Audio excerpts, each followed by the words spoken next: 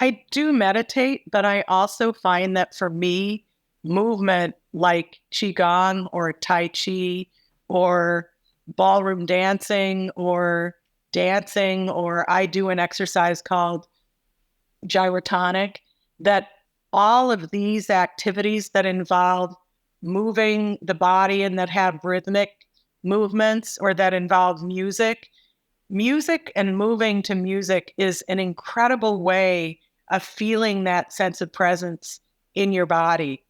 Because when you connect to music and movement, you really need to be in the moment to have that experience. So I'm a big fan of anything that involves dance.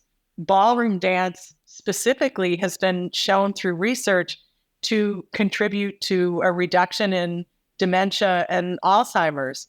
They're not exactly sure why. There are all kinds of hunches as to why, but that's fascinating to me that, that a form of dance could be that powerful. And of course, in Europe, ballroom dance is taught in schools, very valuable. So anything that involves music or movement, and also Qigong, Tai Chi, where there's breathing that's coordinated with moves, is, I think those are great activities. I also like personally metta and Vipassana meditation. I think that those are also great.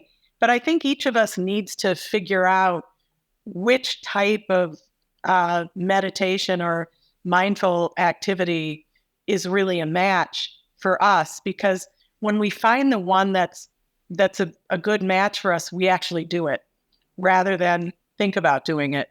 In terms of your focus, how do you strike the right balance between switching off and doing stuff which you know is good for you, creating ideas, and doing the work?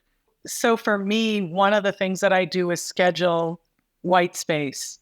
And when I don't schedule white space as if it's as important an activity as any meeting, as any writing time, as anything else, then I lose 100% of the time, really. So I think it's really, really important to know yourself in a way and know your rhythms in a way where you actually block out time that can be used for either mind wandering or play or coloring a picture or taking a walk outside, but doing something that really gives you a break from the natural flow of activity in your day. So do you put that in your calendar?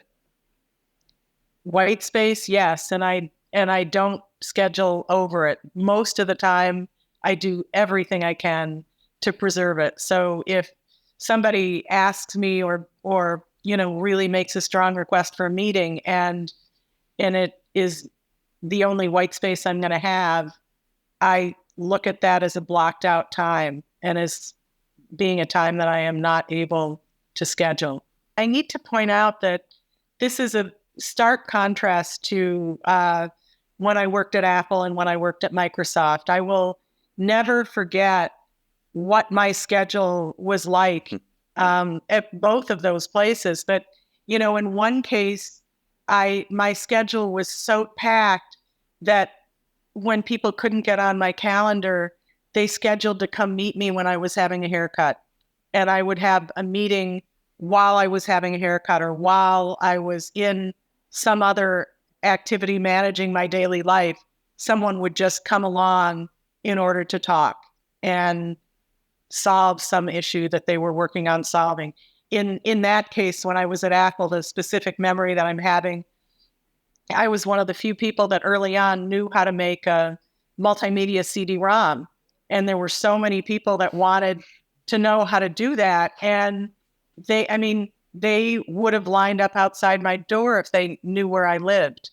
And so it was very hard to manage to get time off. I look at that and I think, oh my God. But again, I wanted to make sure that I was making the most of my time. And sometimes making the most of your time, and it was a lesson that I had to learn, doesn't mean that you're booking every single minute.